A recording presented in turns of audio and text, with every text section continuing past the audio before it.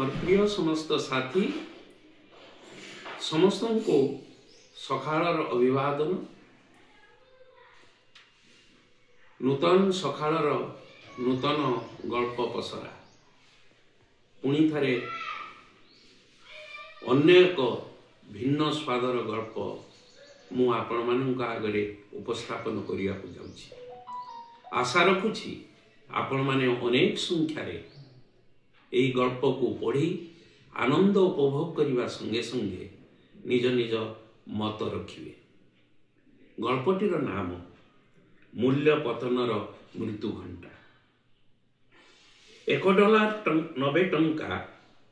$1.90 हेबा खबर देश रे प्रचार हेबा मात्रे जीवनर गणित बदली गला। राताराती नित्य आवश्यक वस्तुर दर आग्नेय पर्वतर ज्वालामुखी है। जहाँ 10 टंकार मिलूला सेटा 20 रे पहुंचला। बजार रे एबे भी सही कोलाहल किंतु क्रय करिवार क्षमता होइगला अदृश्य। गोपाल आग अपेक्षा लंबा समय काम करने को बाध्य हैला। हेले तार आय पूर्व आय तुलन अधारू कम हैला। गीता बजार जीवा पूर्व भल करी 3 थर टंका को गणी नेला। संदेह आगामी दिनर भविष्यत आशंका